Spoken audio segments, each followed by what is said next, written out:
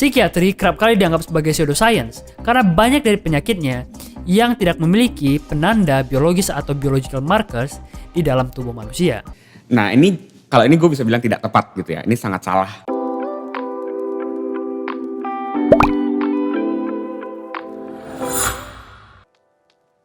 What's up y'all, ketemu lagi sama gue Jaren Lim, your Indonesian mental health advocate.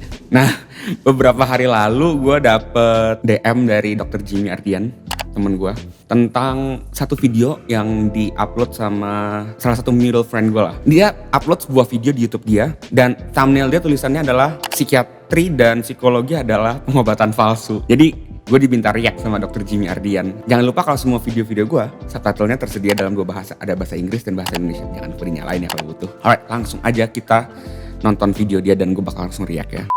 So by reclassifying normality as abnormality, psychiatry has helped create the illusion of a psychiatric epidemic. I'm not suggesting the suffering itself is illusory, but our tendency to see that suffering as psychiatric in nature. Itu gue setuju sih, yang pertama-tama karena banyak banget orang yang berpikir kalau gue ada gejala A pasti gue punya mental illness. Padahal nggak semua gejala itu adalah mental illness. Akhirnya gejala-gejala tersebut jadilah sebuah ilusi gitu bagi orang-orang.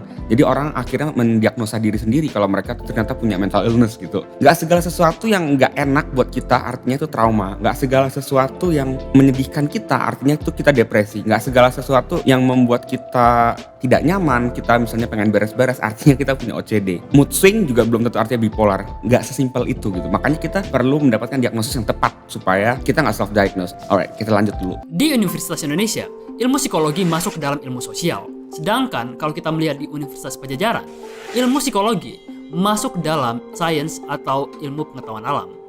Meskipun demikian, kebanyakan universitas-universitas di dunia mengkategorikan ilmu psikologi sebagai ilmu sosial. Pertanyaannya sekarang, apakah ilmu psikologi merupakan ilmu pengetahuan alam atau yang kita sebut dengan sains, atau sebenarnya merupakan ilmu sosial? Kalau kita membicarakan tentang sains, sederhananya, sains adalah ilmu yang bertujuan untuk memahami realita fisik dengan menggunakan metodologi ilmiah yang sudah baku, yakni harus melalui observasi, uji falsifikasi, dan replikasi. Uji falsifikasi artinya sebuah dugaan atau hipotesis harus dapat dibuktikan salah atau falsifiable. Contoh dari teori yang tidak dapat dibantah atau unfalsifiable adalah teori psikoanalisis dari Sigmund Freud yang menjelaskan tentang masa lalu seorang anak mempengaruhi kepribadian mereka di saat dewasa.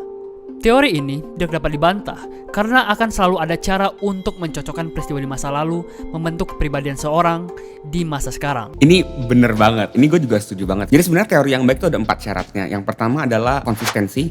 Jadi teori tersebut harus konsisten dengan teori-teori yang sudah ada sebelumnya. Jadi kalau sebuah teori itu bertentangan atau nggak konsisten, maka itu bukan sebuah teori yang baik gitu. Yang kedua, sebuah teori harus bersifat logical atau internally consistent. Jadi selain konsisten dengan teori yang sudah ada, teori tersebut juga harus konsisten dengan teori itu sendiri. Jadi kalau isi teori tersebut bertentangan dengan teorinya itu sendiri, maka itu bukan teori yang baik. Yang ketiga, syaratnya adalah parsimonious atau Occam's razor istilahnya ya. Occam's razor itu artinya it's inappropriate atau tidak pantas kita membuat asumsi lebih dari yang sebagaimananya kita butuhkan gitu. Jadi teori yang baik itu memiliki asumsi yang dikit, jadi nggak banyak menggunakan asumsi gitu. Dan yang keempat adalah testable and falsifiable, seperti yang tadi disebutkan sama Ricardo ya. Testable itu artinya dapat dikonfirmasi dan dapat didiskonfirmasi. Sedangkan falsifiable artinya teori tersebut sangat tepat, sangat precise sehingga dapat dibantah. Yes, teori yang baik itu justru harus bisa dibantah. Dan salah satu yang contoh yang digunakan adalah Sigmund Freud, dan itu benar banget. Jadi salah satu teori yang paling tidak falsifiable adalah teori Sigmund Freud tentang Oedipus Complex. Jadi kalau menurut si Freud kan adalah personality as an adult may be influenced by unresolved conflicts experienced as a child gitu ya. Nah, Oedipus Complex itu adalah keadaan di mana seseorang anak itu jatuh cinta secara romantik sama ibunya sendiri gitu. Nah, kalau secara terapusnya ngomong, secara tidak sadar, unconsciously, you wanna kill your father and marry your mother. Kamu ingin membunuh bapak kamu untuk menikahkan ibu kamu. Terus kalau si kliennya bilang, no I don't, Enggak kok, terapisnya bakal bilang, yes you do, you just denial. Jadi apapun yang dijawab sama si klien, si terapis itu akan mencari segala cara untuk membenarkan. Jadi nggak bakal bisa disalahin itu teori. Nah itu bukan teori yang baik. Teori yang baik justru harus bisa di-disproven, harus bisa di-falsifiable, bisa disalahkan gitu. Kalau nggak efektif ya nggak efektif gitu. Nah tapi yang mau gue tekankan adalah zaman sekarang psikologi itu udah nggak pakai Freud lagi, jarang banget orang pakai Freud. Mungkin ya ada dikit kayak influence dari Freud kita pakai, misalnya kayak psychodynamic therapy. Tapi psychodynamic therapy pun di-influence sama Freud, tapi bukan berarti kita menggunakan teori Freud gitu. Karena itu udah bisa dibilang teori yang sangat expired banget gitu ya. Nah cuma gue nggak tahu di Indonesia gimana, karena mungkin jadi si Ricardo ini di otaknya, the idea of psikologi di otak dia adalah Freud gitu. Padahal psikologi is not about Freud gitu. Dan memang di Indo dibandingkan di US, tempat dimana gue dulu sekolah, jauh sih kalau bisa gue bilang, karena masih mundur banget. Misalnya sebagai contoh, kita di sini pakai DSM-5-TR. Jadi untuk membuat diagnosis kita menggunakan yang namanya Diagnostic and Statistical Manual for Mental Disorder edisi kelima yang text revised, which is baru dipublish tahun ini, Maret gitu ya. Kalau di Indo, psikiatri masih menggunakan yang namanya PPDGJ 3, Panduan Pedoman Diagnosis Gangguan Kejiwaan kalau nggak salah. Dan edisi ketiga, itu tuh terakhir diupdate 90-an kalau nggak salah. Which is itu telat banget gitu. Jadi masih banyak lah yang bisa gue bilang, the idea of psikologi untuk orang Indonesia itu sebenarnya masih sangat bisa dibilang salah gitu ya. Karena psikologi itu nggak sesempit itu. Kita lanjut nonton. I must also point out to you that you cannot prove a vague theory wrong. If the guess that you make is poorly expressed, rather vague, and the method that you use for figuring out the consequences is rather a little vague. You're not sure. I mean, you say, I think everything's because it's all due to Mughals, and Mughals do this and that, more or less, so I can sort of explain how this works. Then you see that that theory is good because it can't be proved wrong. No. If the process of computing the consequences is indefinite, then with a little skill, any experimental result can be made to look like an expected consequence. You're probably familiar with that in other fields. For example, A hates his mother. The reason is, of course, because she didn't caress him or love him enough when he was a child. Actually, if you investigate, you find out that, as a matter of fact, he did love him very much and everything was all right. Well, then, it's because she was overindulgent when he was a child. Yang gue bilang So tadi. by having a vague theory, it's possible to get either result. Inilah yang membuat Karl Popper menekankan tentang pentingnya falsifikasionisme sebagai fondasi dari sains, yang menekankan pentingnya sebuah teori melalui uji pembantahan untuk memprediksi masa depan. Correct. Bukan verifikasionisme atau metode induktif yang berusaha memverifikasi kejadian di masa lalu untuk menjelaskan fenomena di masa kini. Jadi ini tepat, tapi nggak sepenuhnya tepat gitu ya. Dalam arti gini, ilmu pengetahuan atau knowledge itu harus punya dua aspek, yaitu rasional dan empiris gitu ya. Rationalism itu sebenarnya artinya proses yang secara sistematis gitu. Kita mengumpulkan informasi-informasi, itu rationalism. Dan itu harus bersifat logis gitu ya. Kalau empiricism itu artinya bersifat observasi. Kita menggunakan observasi. Jadi untuk membuat sebuah scientific knowledge, kita tentu saja kita butuh induksi juga gitu. Kita butuh kemampuan induksi. Bahkan ilmu statistik sekalipun salah satu pengambilan keputusannya yang namanya p-value, dia itu menggunakan inductive method gitu ya. Jadi nggak sepenuhnya tepat, tapi ada benarnya sih yang dia bilang gitu.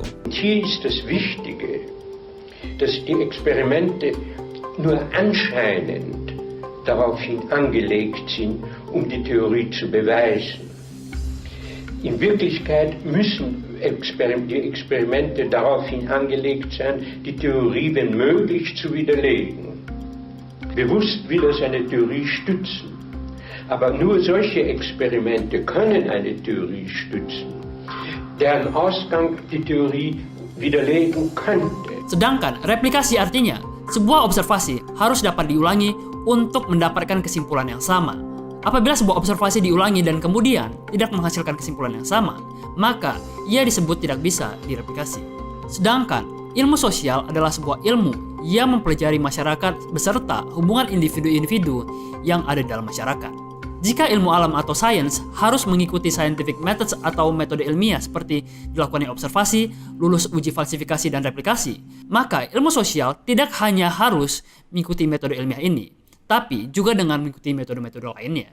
Because of the success of science, ini juga benar banget. Jadi sebuah hipotesis atau sebuah teori bisa dikatakan bagus kalau dia tingkat replicability-nya tinggi. Replicability itu artinya dia bisa diulangi. Misalnya sekarang gue membuat eksperimen gini, lalu gue mendapatkan sebuah kesimpulan. Lalu orang saintis di Indonesia, saintis di Australia, saintis di Eropa, saintis di China, mereka melakukan percobaan yang sama. Ataupun mungkin metodenya beda tapi dengan hipotesis yang sama. Dan akhirnya mereka mendapatkan kesimpulan yang sama. Maka teori itu dapat dikatakan lebih baik daripada yang misalnya cuma direplikasi 2 kali atau 3 kali. Jadi semakin banyak replikasi itu semakin baik gitu. Apalagi yang udah sampai ribuan kali direplikasi gitu ya. Jadi itu tepat sekali. there is a kind of I think a kind of pseudoscience that social science is an example of a science which is not a science. They don't do scientific. They follow the forms. You gather data, you do so and so forth, but they don't get any laws. Haven't found out anything. Pandangan saintis seperti Feynman yang Well, menurut gue tuh naif sih. Kayak orang-orang seperti itu adalah orang-orang saintis. Mereka kan nggak paham maksudnya social science apa. Itu bukan bidangnya mereka. Lalu mereka sudah mengasumsikan yang di luar mereka itu berarti nggak valid atau misalnya itu sudah science kalau bahasanya dia. Itu nggak sepenuhnya tepat gitu. Bukan berarti kalau sesuatu itu nggak ada law, nggak ada hukum, maka hal itu bukanlah sebuah science itu. Itu bukan definisi science. Science itu definisinya adalah ya sebuah kajian ilmu yang dapat kita deduksi atau yang teorinya dapat kita simpulkan dengan menggunakan scientific method atau metode ilmiah gitu ya. yang beranggapan kalau ilmu sosial bukanlah sains melainkan pseudoscience, besar berangkat dari kenyataan kalau ilmu sosial hingga saat ini hanya bisa memberikan penjelasan masa kini dengan melihat fenomena yang ada di masa lalu. Namun, gagal untuk tetap konsisten memberikan penjelasan akan fenomena yang akan terjadi di masa depan yang dapat terus diulangi. Yang menjadi masalah adalah itu ada benarnya juga seperti yang dia bilang, which is ilmu sosial itu cenderung tidak bisa membuat sebuah hukum yang berlaku pada semua keadaan gitu ya. Kenapa? Karena gini, ada bedanya misalnya ilmu fisika, ilmu kimia, ilmu biologi, ilmu psikologi, itu semua ada bedanya. Jadi dalam sains itu ada yang namanya Newtonian world, microscopic world, sama macroscopic world. Itu semua tiga-tiga beda gitu ya. Makroskopik ya yang sekarang kita lihat gitu ya. Lalu mikroskopik itu kayak bakteri, kayak yang kita perlu gunakan mikroskop untuk lihat gitu ya. Nah, Newtonian world itu adalah saat kita misalnya bicara soal fisika, soal elektron, soal neutron, sesuatu yang nggak bisa kelihatan oleh mata dan semua itu berangkat dari statistik. Semakin kecil sebuah sistem, maka akan semakin mudah kita membuat sebuah hukum. Misalnya hukum termodinamika gitu ya. Itu kan kita ngomongin Newtonian world. Mengenai termodinamika itu misalnya kita membicarakan soal entropi, the degree of freedom sebuah molekul atau partikel atau atom gitu ya. Nah tapi ilmu sosial itu sangat kompleks karena ilmu sosial itu nggak hanya berbicara mengenai interaksi orang A dengan orang B, tapi kan si satu orang itu di dalamnya juga ada Newtonian world gitu loh. Jadi it's much bigger, jadi lebih susah untuk membuat sebuah hukum yang pasti. Tapi apakah berarti ilmu sosial itu nggak valid? Nggak juga. Itu yang menurut gue banyak ahli fisika itu naif gitu ya. Karena sebenarnya segala sesuatu termasuk ilmu alam, ilmu eksakta, fisika, kimia, itu berangkat dari statistik, nggak cuma ilmu sosial. Jadi memang nggak ada satupun yang pasti gitu. Misalkan kita ngomongin kimia aja, kimia itu berangkat dari physical chemistry. Yang kita pelajari misalnya sekarang tentang molaritas, tentang konsentrasi, itu berasal dari teori physical chemistry atau kimia fisik. Dan kimia fisik itu sebenarnya berangkat semua dari asumsi, semuanya itu dari hipotesis. Misalnya teori atom itu dari yang namanya teori particle in the box. Misalnya termodinamika ada namanya microstate, mereka dari statistical analysis dituruninnya. Terus kalau misalnya kimia organik itu dari Huckel theory, dan semua itu sifatnya perkiraan gitu. Jadi ada yang namanya memang variational method sama perturbation method gitu ya. Semua asal muasalnya itu dari fisika, dari statistik, dan juga ada yang namanya differential equation gitu ya. Dan itu banyak banget kita akhirnya neglect A, B, C. Yang jadi masalah adalah bukan berarti kalau sebuah teori itu nggak berlaku buat A atau B, maka teori itu salah. Enggak, tapi cuma yang namanya statistik itu kan ada yang namanya standard deviation. Standard deviation itu artinya gini, teori ini berlaku untuk sebagian besar orang, tapi pasti ada yang orang-orang yang mungkin di ekstrem kanan atau di ekstrem kiri yang dimana teori ini tuh nggak berlaku untuk mereka. Tapi bukan berarti teori ini salah gitu. Dan itu sama dengan sebenarnya fisika dan kimia dan fisika pun gitu. Jadi sebenarnya nggak ada bedanya. Cuma bisa dikatakan fisika dan kimia itu lebih exact, lebih tepat, lebih reliable karena sistemnya itu lebih kecil. Jadi kalau kita yang anak IPA pasti kita pernah belajar namanya significant figure. Jadi significant figure itu lebih kecil. Jadi yang negligible, yang bisa di neglect itu angkanya lebih kecil. Maka bisa dikatakan itu lebih reliable daripada ilmu sosial yang mungkin standard deviation-nya tuh lebih banyak gitu, lebih besar angkanya. Cuma bukan berarti salah gitu. Nah, dan jangan lupa, sebenarnya yang kayak tadi dia bilang di awal, psikologi itu adalah both ilmu pengetahuan alam dan ilmu pengetahuan sosial. Tapi psikologi sebagai ilmu pengetahuan alam emang di Indo itu masih sangat jarang gitu, yang kayak tadi gue bilang, karena emang ilmu pengetahuan di Indo tuh masih sangat gak maju. Gue tuh bisa dibilang pioner, influencer yang mengangkat ilmu psikologi dari sudut pandang psikobiologi sebagai ilmu pengetahuan alam. Karena memang gue pribadi kan lulus dari University of California Davis dengan 2 major dan 2 minor. Major gue yang pertama selain psikologi adalah biochemistry and molecular biology. Jurusan kedua gue tentu saja adalah psikologi. Minor pertama gue adalah neuroscience dan minor kedua gue adalah human physiology. Dari sana gue memang mengintegrasi semua ilmu-ilmu yang gue pelajari dan gue melihat mental health itu dari sudut pandang keilmuan alamnya. Dan jadi menurut gue orang-orang yang mengatakan ilmu psikologi adalah ilmu sosial itu adalah orang-orang naif yang tidak paham apa itu psikologi yang sebenarnya. Karena banyak banget orang tuh yang bisa gue bilang adalah sok tahu gitu, sotoy. Misalnya gue sebagai influencer psikobiologi, gue tidak akan menyentuh ranah agama. For example, saat gue bahas LGBT misalnya, gue akan membahas dari sudut pandang keilmuan yang netral. I'll give you a sobering statistic. More than 50% of psychology papers do not replicate. Apa yang disampaikan oleh Nassim Taleb ini dapat kita lihat dalam penelitian yang diterbitkan di jurnal Nature yang menunjukkan kalau 61 dari 100 penelitian psikologi tidak dapat direplikasi. Although psychology has been using those methods for over a century now, really it doesn't have very much to show for it. Psychology has not become what we call a cumulative science. We don't have to derive relativity from first principles every time we get a new bunch of physics undergraduates in. We just teach them, and it's true. This is a nice little article I read recently that illustrates this frustration. Where is psychology's non-stick frying pan? There is a belief, at least I think in the English-speaking world, that we didn't have the non-stick frying pan until we had the space program. That actually isn't true. Teflon was invented before the Second World War, but when you hold a non-stick frying pan in your hand, our model is somehow that you got that from the astronauts. We're not producing that kind of technology from psychology. As the author says, whenever we've tried to apply psychology in large numbers, we quite often get it wrong. We've had cognitive behavioral therapy, but we also have recovered memory therapy that resulted in a lot of innocent people going to jail. So why is this? Well, you can't turn a science into a technology until the science is solid and repeatable. You can't have an industrial revolution until you can make parts. You have to be able to really forget about the science. The science has to just sit there in a corner and work. Same for the electronics revolution. The people at Intel who design processors, very few of them have to worry about how a transistor works. Ini benar juga, ini gak salah sama sekali. Bahkan sebenarnya 90% research dari psikologi itu mengalami yang namanya type 1 error. Nanti gue bakal bahas itu, apa itu type 1 error. Tapi, ada tapinya nih, keadaan ini tuh namanya replication crisis. Itu dimana kita mengalami krisis paper-paper ataupun penelitian ilmiah yang dapat direplikasi. Dan replication crisis ini tidak hanya terjadi di psikologi gitu ya.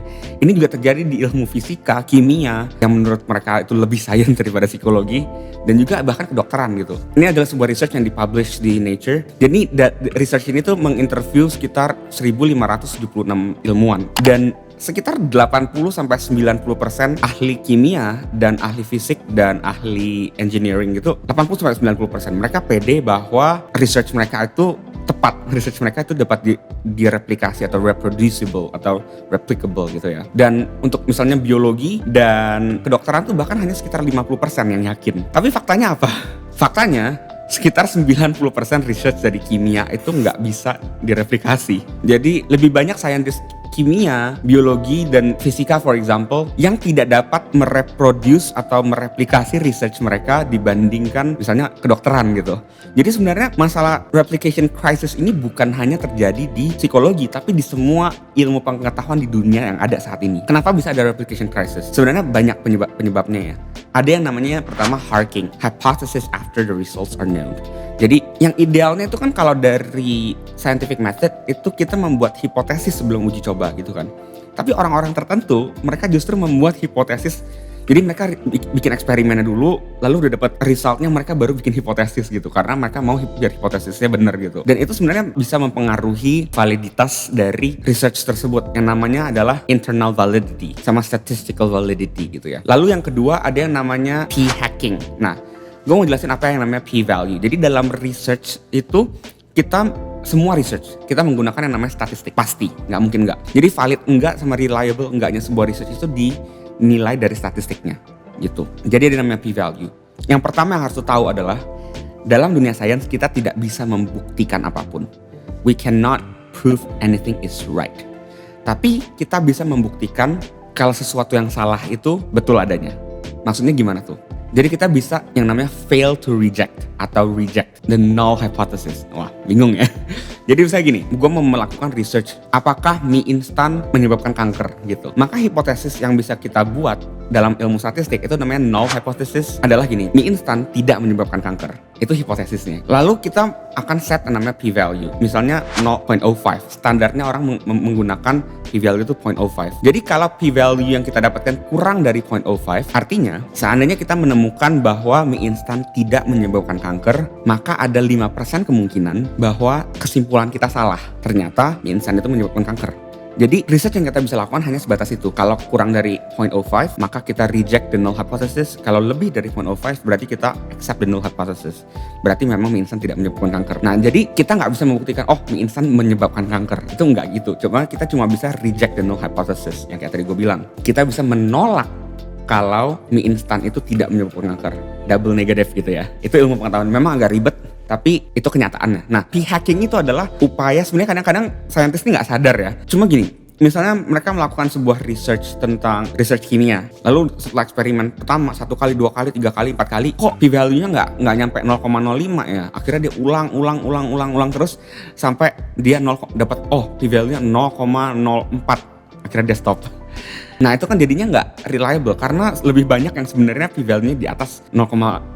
Akhirnya mereka mendapatkan hasil yang namanya type 1 error. Type 1 error itu artinya kita reject the null hypothesis, berarti kita reject the null hypothesis tapi di dunia nyata faktanya itu sebenarnya null hypothesisnya itu benar gitu. Jadi misalnya kalau dari contoh tadi kita mendapatkan ternyata mie instan tidak menyebabkan kanker. Itu salah. Itu di kesimpulan di studi kita. Tapi ternyata di research di dunia nyata ternyata tuh benar bahwa mie instan itu tidak menyebabkan kanker gitu. Belibet ya. Tapi emang kayak gitu sebenarnya research.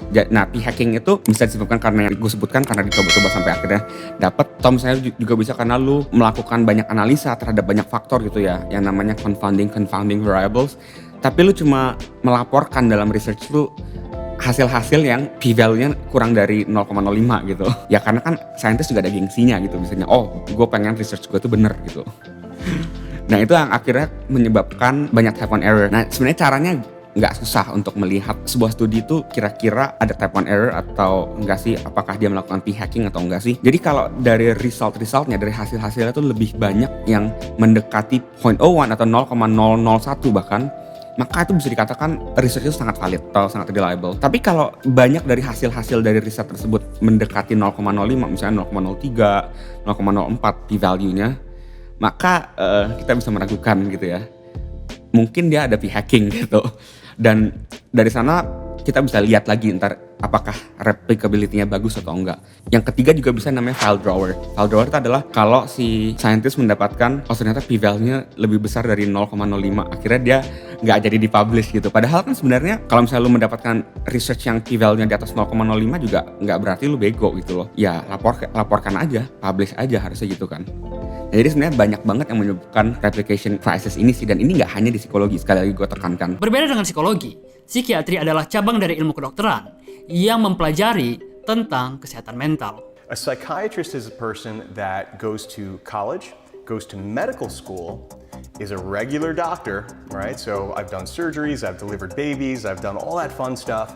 And then we go into subspecialty training into a particular field, and in my case, it's psychiatry. Ilmu psikiatri mempelajari persoalan kesehatan mental dengan mempelajari diagnosis, pengobatan, dan pencegahan. Perbedaan mendasar antara psikolog dan psikiatri adalah dari ilmu yang mereka terapkan. Psikolog adalah orang yang telah lulus dari program studi psikologi profesi dan memperoleh gelar magister psikologi atau MC. Sedangkan psikiatri adalah dokter yang telah menempuh spesialisasi dalam kesehatan mental. Karena itu, psikolog tidak diperbolehkan memberikan obat-obatan kepada pasiennya seperti yang dilakukan oleh psikiater. Tidak berbeda dengan psikologi, psikiatri juga kerap kali memiliki masalah yang serupa dengan psikologi. Psikiatri kerap kali dianggap sebagai pseudoscience karena banyak dari penyakitnya yang tidak memiliki penanda biologis atau biological markers di dalam tubuh manusia.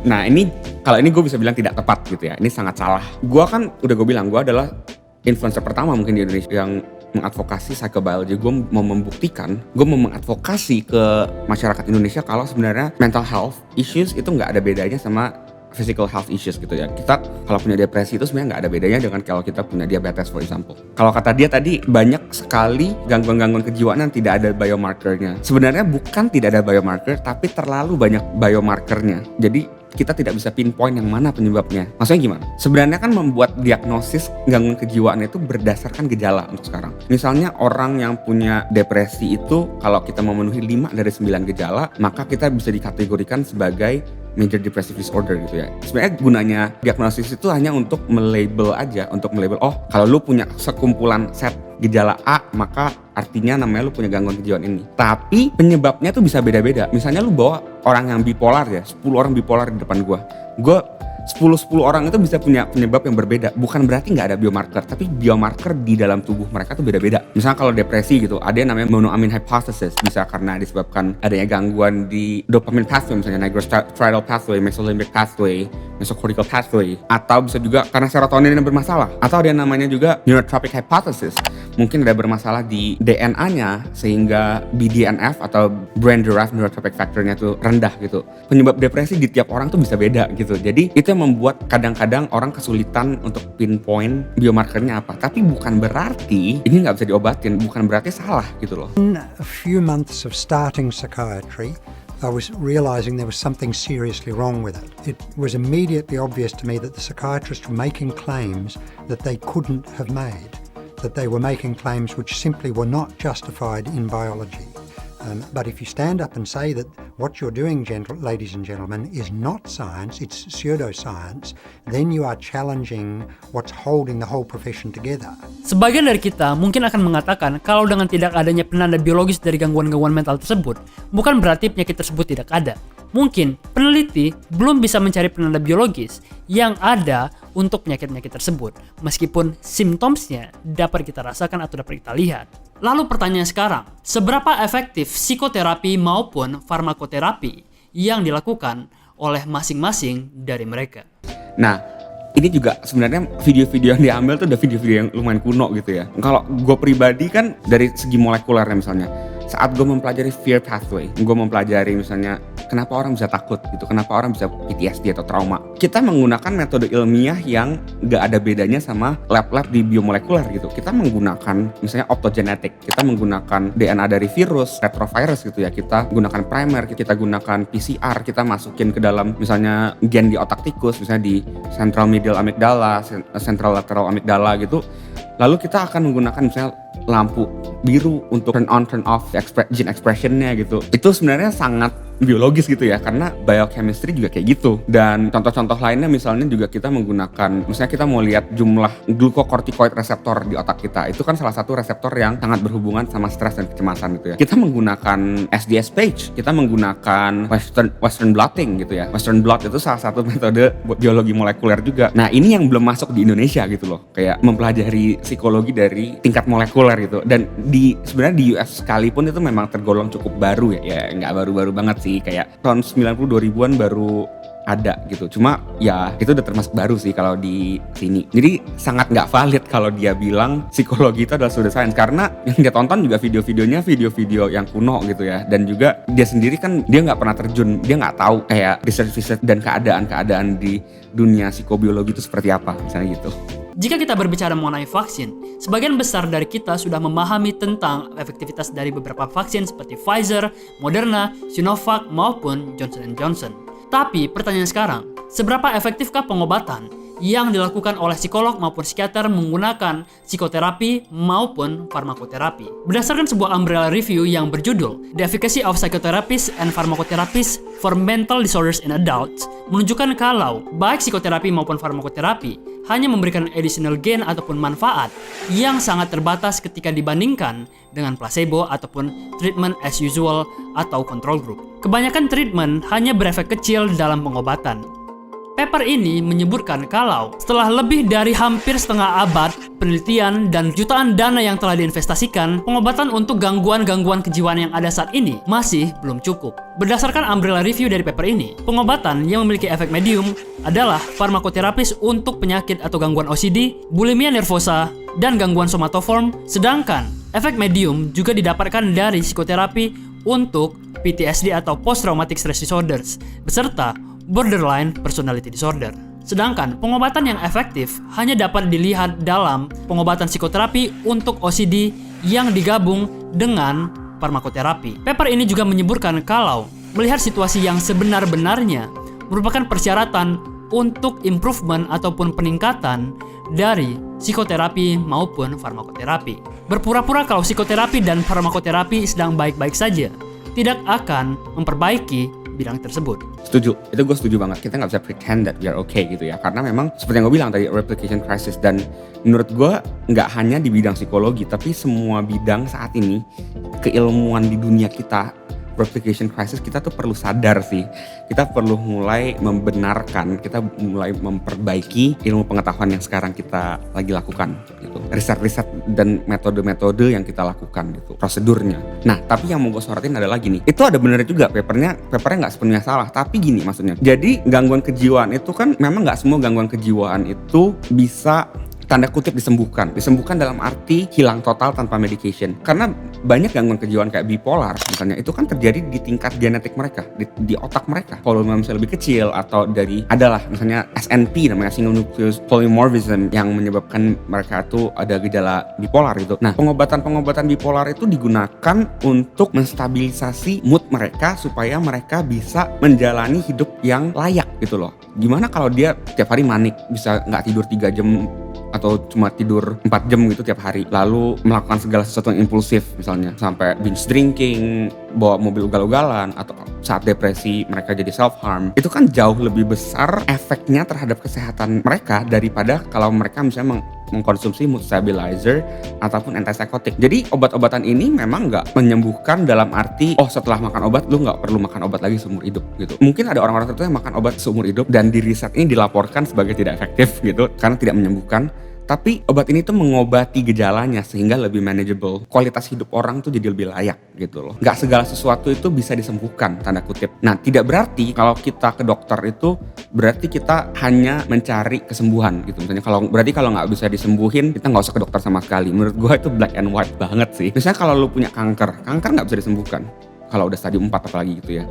Tapi apakah berarti lu nggak mengkonsumsi morfin gitu misalnya? Well, morfin menyembuhkan nggak juga. Morfin itu cuma menurunkan rasa sakit. Tapi morfin itu akan membuat kualitas hidupnya, sisa-sisa hidup terakhir dari orang yang memiliki kanker itu lebih baik misalnya gitu. Atau orang diabetes yang mereka makan metformin misalnya, apakah dia menyembuhkan diabetesnya? Nggak juga. Cuma dia membuat lebih manageable gitu. Jadi lebih terkontrol gula darahnya. Jadi nggak tiba-tiba gula darah tinggi dan akhirnya bisa menyebabkan kematian gitu kan. Dan jangan lupa, kalau sebenarnya lagi-lagi kan yang kayak gue bilang tadi, gangguan kejiwaan itu kan kompleks banget ya. Itu kayak adalah set gejala-gejala gangguan kejiwaan yang akhirnya dikasih nama gitu. Jadi nggak menutup kemungkinan banyak dari orang itu memiliki yang namanya komorbiditas. Misalnya orang-orang yang punya BPD yang kayak dia sebut, borderline personality disorder, itu cenderung punya depressivity.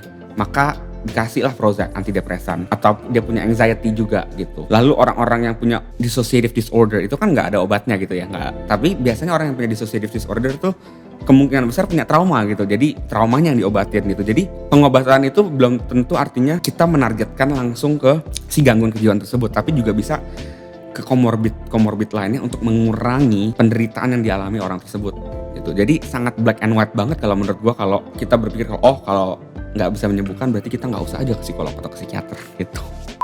Pergeseran paradigma pada dasarnya dibahas oleh Thomas Kuhn dalam bukunya Structure of Scientific Revolutions dengan menunjukkan kalau sains tidak berjalan linear dengan proses falsifiability sebagaimana yang diungkapkan oleh Karl Popper, tapi berbentuk siklus dengan lompatan-lompatan revolusi. Dalam kondisi normal, saintis atau ilmuwan akan menganggap sesuatu yang melenceng atau penelitian yang melenceng sebagai anomali sampai tercapai suatu titik terlalu banyak anomali sehingga menghasilkan krisis yang pada akhirnya mendorong pergeseran paradigma. Berbeda dengan Popper yang mempersyaratkan falsifikasionisme, bagi Kuhn, pembeda dari sains dan sains palsu atau pseudoscience adalah dalam kriteria penyelesaian puzzle. Thomas Kuhn menjelaskan kalau dalam pseudoscience seperti astrologi, kegagalan untuk memberikan penjelasan tidak membantu menyelesaikan penyusunan puzzle karena pada hakikatnya tidak ada puzzle atau masalah yang bisa diselesaikan. Pergeseran paradigma pada umumnya terjadi ketika terlalu banyak krisis yang menunjukkan cara yang kita lakukan dalam menyelesaikan sebuah puzzle atau masalah keliru. Namun, sebelumnya kita perlu memastikan kalau puzzle atau masalahnya benar-benar ada, bukan fiksi belaka. Tidak sedikit penjelasan maupun pendekatan dalam psikologi maupun psikiatri yang tidak memiliki puzzle atau masalah yang ada. Ini bukan berarti seluruh ilmu yang ada dalam psikologi, psikoterapi, dan farmakoterapi tidak berguna. Tapi, ada suatu permasalahan serius yang harus ditanggapi. Aku rasa itu saja untuk videoku kali ini. Itu gue juga setuju sih, kayak banyak banget sebenarnya di psikologi itu ada pseudoscience gitu ya. Itu gue nggak membantah sama sekali. Tapi kalau saat dia mengatakan ilmu psikologi atau psikiatri secara sistematik adalah pseudoscience, itu yang gue nggak setuju. Tapi di akhir video ini gue suka saat dia bilang nggak semua ilmu psikologi dan psikiatri itu salah gitu ya. Nah, tanggapan gue secara keseluruhan dengan videonya Vincent Ricardo gimana? Menurut gue demen orangnya nih. Menurut gue dia sangat logis dan kritis sih. Gue suka karena bisa gue bilang 90% lah gitu yang dia katakan tuh nggak salah. Yang gue nggak srek itu sebenarnya sama kesimpulannya, sama kalau istilah statistiknya tuh inference-nya. Dengan fakta-fakta yang ada, replication crisis dan misalnya permasalahan-permasalahan yang ada di psikologi dan psikiatri, bukan berarti psikologi dan psikiatri itu pengobatan palsu. Itu kan berarti inference yang sangat naif gitu ya, sangat black and white. Dan juga kebanyakan, kalau dari captionnya adalah kenapa kebanyakan dari kita tidak membutuhkan psikolog dan psikiater. Perlu diingat kalau kita ke psikolog ataupun ke psikiater itu bukan berarti saat kita ada gangguan kejiwaan. No, saat kita punya permasalahan misalnya kita juga bisa ke psikolog gitu, untuk konsultasi aja gitu. Jadi overall bagus, kritis, dan mostly benar yang dia sampaikan. Hanya saja kesimpulannya dan thumbnailnya terlalu naif. Alright, jangan lupa pada like, comment, subscribe, share video gue kalau suka. Dan apa tanggapan lu pada tentang video gue kali ini? Silahkan komen dan jangan lupa. See you in the next video.